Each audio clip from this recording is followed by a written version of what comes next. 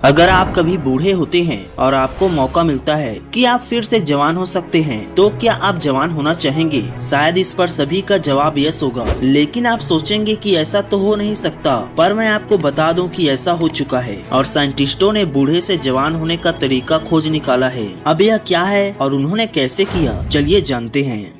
तो दोस्तों, दरअसल यह कारनामा अमेरिका के हार्वर्ड यूनिवर्सिटी के साइंटिस्टों ने किया है, जिसमें उन्होंने एक बूढ़े चूहे को जवान कर दिया। साइंटिस्टों ने इस प्रोसेस में 2 चूहों को लिया, जिसमें से एक बूढ़ा था तो एक जवान। अब उन्होंने उन दोनों चूहों के सर्कुलेशन सिस्टम को जोड़ दिया और उन दोनों के ऊपर एक्सपेरिमेंट किया।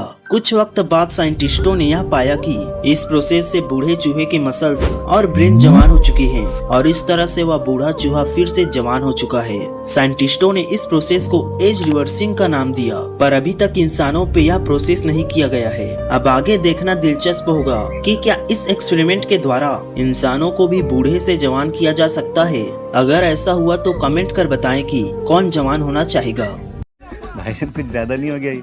नेक्स्ट, एक मुर्गा जो मरने के बाद भी जिंदा रहा। तो दोस्तों, यह बात 1945 की है, जब लॉयड और क्लेरा ओल्सन नाम के 2 फार्मर कोलोराडो में मुर्गियों का पालन किया करते थे। वे हर बार की तरह अपने फार्म में मुर्गियों को मारने का काम कर रहे होते हैं और तकरीबन फार्म के सभी मुर्गियों को मार चुके होते हैं। पर तभी वे देखते हैं कि एक सिर कटा हुआ मुर्गा जिंदा है, जो कि तुरंत ही उन्हें लात मारकर तेजी से दौड़ने लगा। यह देख वे दोनों हैरान हो गए और यह डरा देने वाली घटना तेजी से पूरे शहर में फैल गई। तब ओल्सन उस माइक नाम के मुर्गे को टूर में ले जाने लगी, जिसे देख सभी लोग हैरान हो जाते। माइक को भोजन पानी सीधे उसके गले से दिया जाता था, जिसकी सहायता से वह 1 साल तक जिंदा रहा। लेकिन 1946 में दम घुटने की वजह से माइक की मौत हो गई। यह बात वैज्ञानिकों को भी पता चल चुकी थी और डॉक्टर टॉम, जो कि ब्रिटिश चिकन एक्सपर्ट थे, उन्होंने बीबीसी को इसके बारे में बताते हुए कहा, अपनी बॉडी पर कंट्रोल करने की क्षमता खो देता है। तो ऐसे में एक मुर्गे का बिना सिर के जीवित रह पाना किसी चमत्कार से कम नहीं है। ऐसे में सिर कटे हुए मुर्गे के लिए बिना दिमाग के सांस लेना और यहाँ तक कि दिल की धड़कन को भी कंट्रोल करना बहुत मुश्किल हो जाता है। इस तरह से वैज्ञानिक कोई भी नतीजे पर नहीं पहुँच पाए और माइक को बस लकी विक्टिम मान लिया गया।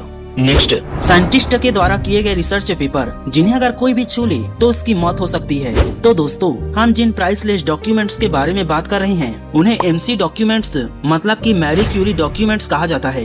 दरअसल जब मैरी क्यूरी ने रेडियो एक्टिव एलिमेंट रेडियम और पोलोनियम की खोज की, तब उन्हें इन धातुओं से इतना ज्यादा लगाव हो गया कि वे जहाँ भी जाती और जो भी काम करती, हमेशा इन्हें अपने पॉकेट में रखा करती, जिसके कारण वे धीरे धीरे रेडिएशन की चपेट में आने लगी और इसी की वजह से उनकी मौत हो गई। लेकिन इस दौरान उन्होंने जो भी रिसर्च किया और जितने भी डॉक्यूमेंट पेपर लिखे, वे सभी चीज रेडियो एक्टिव हो चुके थे और आप जान चुके हैं कि ये कितने ज्यादा खतरनाक होते हैं। मैरी क्यूरी के ये डॉक्यूमेंट पेपर्स पिछले 100 सालों से रेडियो एक्टिव हैं और अगले 1500 सालों तक ऐसे ही रेडियो एक्टिव रहेंगे, क्योंकि रेडियम का जीवन काल 1600 सालों का होता है। यही कारण है कि मैरी क्यूरी के इन रिसर्च पेपर्स को कांच के बॉक्स में बंद करके रखा गया है और इनके पास जाने के लिए आपको प्रोटेक्शन सूट पहनना पड़ेगा, नहीं तो आपका तड़प तड़प कर मरना पक्का है। अगर तुम लोग नए हो तो सब्सक्राइब करो,